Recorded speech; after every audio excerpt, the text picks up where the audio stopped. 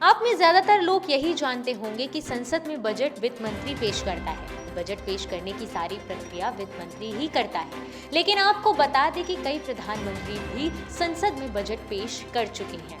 अगर आप इस बारे में नहीं जानते तो आज हम आपको बताएंगे। पार्लियामेंट्री बिजनेस की इस कड़ी में आज हम आपको ये बताएंगे कि कौन कौन से प्रधानमंत्री संसद में बजट पेश कर चुके हैं।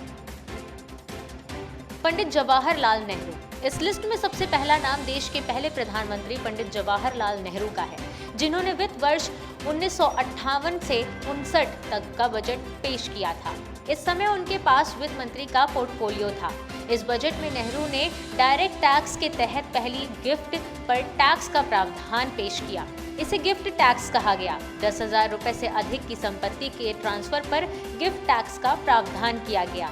इसमें एक छूट यह भी थी कि पत्नी को 1 लाख रुपए तक के गिफ्ट देने पर टैक्स नहीं लगेगा। उस समय अमेरिका, कनाडा, जापान और ऑस्ट्रेलिया जैसे देशों में इस तरह के टैक्स का प्रावधान था। इंदिरा गांधी। इसके बाद दूसरा नाम आता है पूर्व प्रधानमंत्री इंदिरा गांधी का।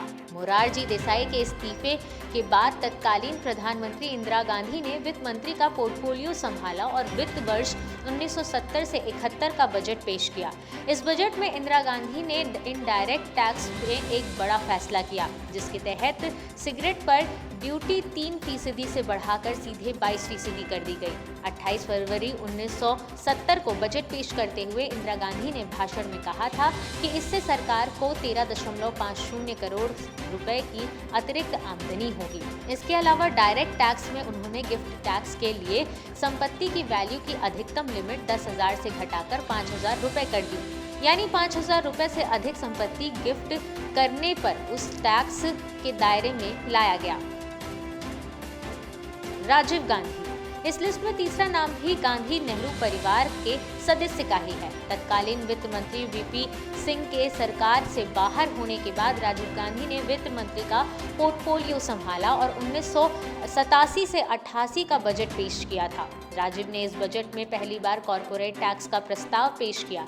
इसे मिनिमम ऑल्टरनेट टैक्स के रूप में जाना जाता है। इस टैक्स के तहत कंपनी की तरफ से घोषित प्रॉफिट का 30% टैक्स देने का प्रावधान किया गया। राजीव गांधी ने इससे 75 करोड़ रुपए अतिरिक्त रेवेन्यू हासिल होने का अनुमान लगाया। इसके अलावा विदेश यात्रा के लिए भारत में जारी होने वाले फॉरेन एक्सचेंज पर 15% की दर से टैक्स लगाने का प्रावधान किया। सरकार ने 60 करोड़ रुपए की अतिरिक्त रेवेन्यू का अनुमान जताया था।